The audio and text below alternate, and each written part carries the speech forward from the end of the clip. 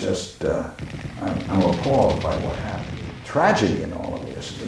It was totally an unnecessary option. The minute they were hit, they would burst into flame. No one really focuses in on the casualties. We lost 1,070 killed and between 3 It was covered up to a considerable extent at the end. This was an unnecessary operation, and the magnitude of 1,000 wounded.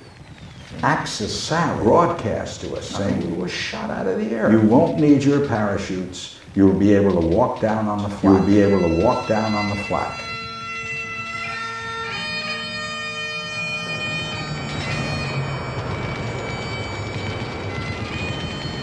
There's a picture that I have, and every time I look at that picture, it almost brings you to tears.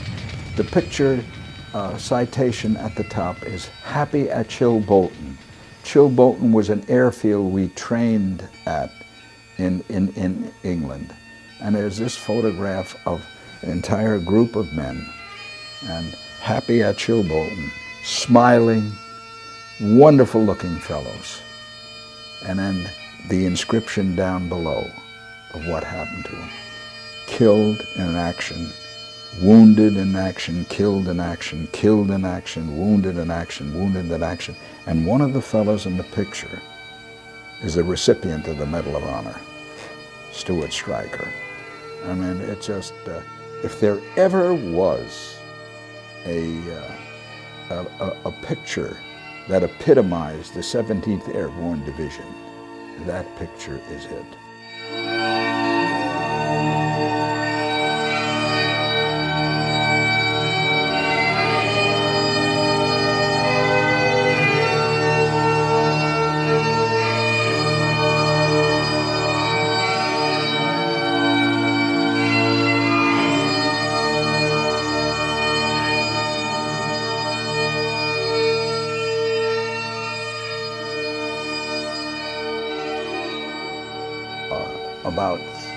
I'd say about 5 days before the Varsity drop, we were alerted, and we had put on trains, the World War II 40 and 8 boxcar type trains, and taken to an airfield.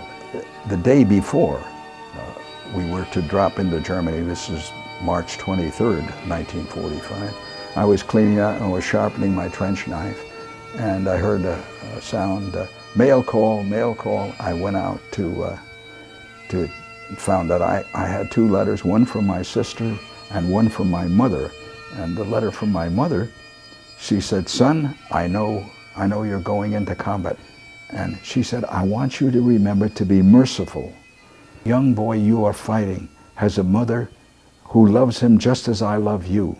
Please be merciful." I went through the roof. I said, "Mom, what are you trying to do to me?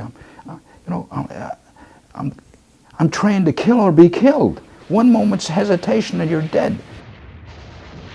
There was so much going on. Planes were crashing, planes were on fire, the people were shooting at us on the ground.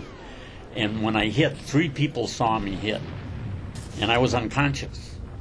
And they told me about it later, but I came to in about, see, the Paras were not like the Marines. The Marines never left anybody behind. The paratroops were taught the wounded, somebody's going to come along behind you, take care of. Your mission is the most important. You got to keep going. Which is kind of a terrible attitude, really.